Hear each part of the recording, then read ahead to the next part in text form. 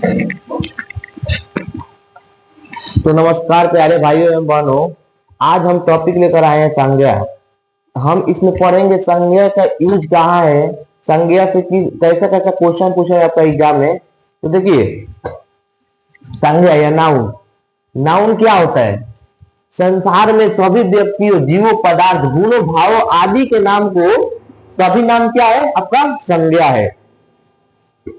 देखिए, हम अब देखेंगे संज्ञा का महत्व क्या है।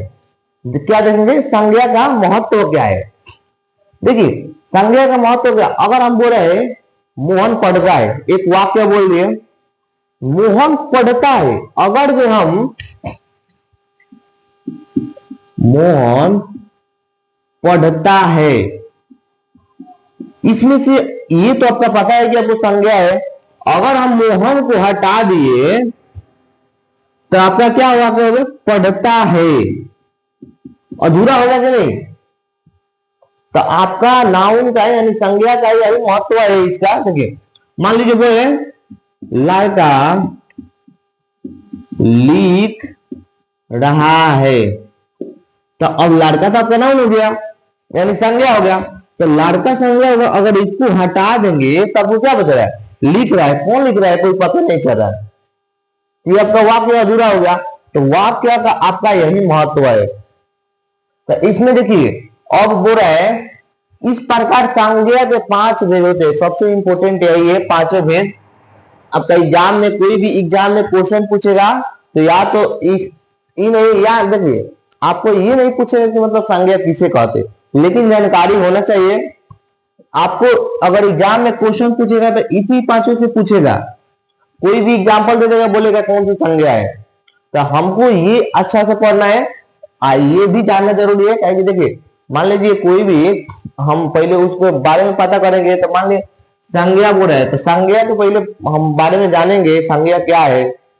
तो संज्ञा क्या है बताइए, एक बार पढ़िए मेरे साथ। संसार में सभी व्यक्ति, जीवों, पदार्थ, गुणों, भाव आदि के नाम को यानी सभी नाम क्या है? आपका संज्ञा है। संज्ञा के महत्व भी बता दिए। मान लो कोई बोलेगा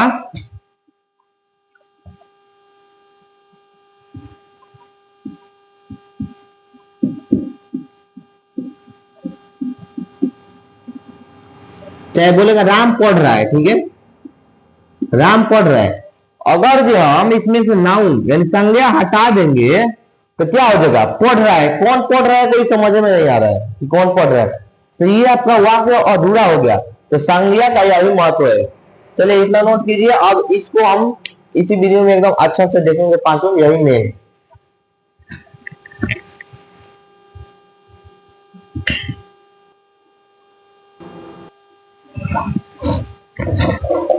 तो चलिए ये हम देखते हैं एकदम पांचों का एक हॉग अच्छा से क्लियर करेंगे। देखिए, पहले क्या? व्यक्तिवाचक संज्ञा। व्यक्तिवाचक संज्ञा क्या होता है? किसी भी खास व्यक्ति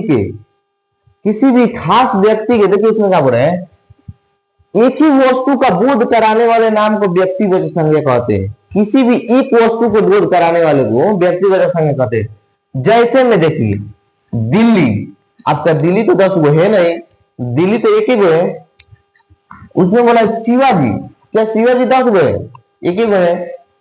हिमालय, हिमालय आपका एक गंगा के नाम है, हिमालय एक ही गो है।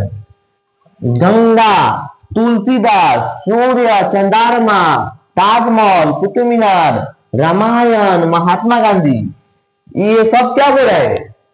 एक ही वस्तु का बोध करा रहा है। ये सब क्या है? एक ही वस्तु का बोध करा रहा है। अब देखिए, जातिवाचक संज्ञा। जातिवाचक संज्ञा क्या होता है? देखिए इसमें क्या बोला है, जाति भर का बोध कराने वाले नाम को जातिवाचक संज्ञा कहते हैं, कि जो पूरे जाति का बोध कराए। मान लीजिए नदी, अब नदी में कौन कौन नदी का नाम है? यहीं पे देखिए ना, ऊपर गंगा नदी, हिमालय, ये सब क्या है? नदी का नाम है।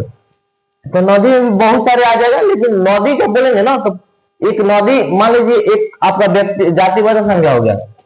पहाड़, पहाड़ आपका ये भी जातिवाचक संज्ञा हो गया। पेड़, गांव, शहर, राजधानी, मनुष्य, पशु, पक्षी, फल, घोड़ा, ये सब क्या है? सब आपका जातिवाचक संज्ञा है। देखिए इसमें क्या होता है, आपका एग्जाम्पल कोई भी एग्जाम में उठा कर देख लीजिए, 10th 12th 11th या कंपटीशन या कोई भी, आपको कोई भी एक दे देगा। मान लीजिए कुछ राजधानी कौन सी नाउन है, यानी कौन सी संज्ञा है, तब क्या मानेंगे, जातिवाचक संज्ञा। समूहवाचक संज्ञा, समूह या झुंड का बोध कराने वाले नाम को समूहवाचक संज्ञा कहते हैं। यानी भीड़, मान लीजिए भीड़ आपका क्या हो गया, समूह एक हो गया गुच्छा। देखिए गुच्छा, झुंड, भीड़, मेला, सेना, संघ, समिति, कक्षा, सभा, ये सब क्या हो गया आपका, ये एक झुंड हो गया। तो ये आपका क्या हो गया, समूहवाचक संज्ञा, समूह हो गया। द्रववाचक संज्ञा, द्रववाचक संज्ञा में क्या होता है, जिसमें मापा तोड़ा जा सके, गिना नहीं जा सके। मान लीजिए हम तेल को माप तोड़ सकते हैं, क्या गिन सकते हैं? आटा को माप तोड़ सकते हैं, गिन सकते हैं? नहीं गिन सकते हैं। पानी को माप तोड़ सकते हैं, गिन नहीं सकते हैं। देखिए आटा, गेहूं, चावल, दूध, घी, बालू, पेट्रोल, पानी, ये सब को हम सिर्फ नाप तोड़ सकते हैं पर गिन नहीं सकते हैं। भाववाचक संज्ञा किसे कहते हैं? गुण, धर्म, भाव, स्वभाव आदि के बोध कराने वालों को भाववाचक संज्ञा कहते हैं। सिंपल डिफिनेशन लीजिए, जिसमें हम महसूस कर सके। मान लीजिए देखिए बुढ़ापा को महसूस कर सकते हैं, उसके अलावा कुछ नहीं कर सकते हैं। जवानी, बचपन, दुख, सुख, प्यार, इस सबको क्या हम महसूस कर सकते हैं केवल। विश्वास, हम किसी को विश्वास करके महसूस कर सकते हैं। स्वागत, बुढ़ापा, जवानी, प्यार, इच्छा, बचपन, दुख, सुख, इस सबको केवल हम क्या कर सकते हैं, महसूस कर सकते हैं। तो देखिए एग्जाम में आपका क्वेश्चन इसी तरह पूछता है। मान लीजिए इसमें किसी का भी एक एग्जाम्पल दे देगा, पूछेगा कौन सा संज्ञा है, और कहीं ना आपके ये डिफिनेशन कभी किसी क्वेश्चन किसी एग्जाम में नहीं पूछा है। बस आपका किसी भी एग्जाम में पूछ देगा मनुष्य कौन सी संज्ञा है, तो क्या बताओगे, मनुष्य एक जातिवाचक संज्ञा है, कि बहुत सारे नाम है मनुष्य, वो एक जातिवाचक संज्ञा है। तो वीडियो कैसा लगा लास्ट में कमेंट कीजिएगा जरूर, प्लीज अपने दोस्तों के साथ शेयर कीजिए। Thank you.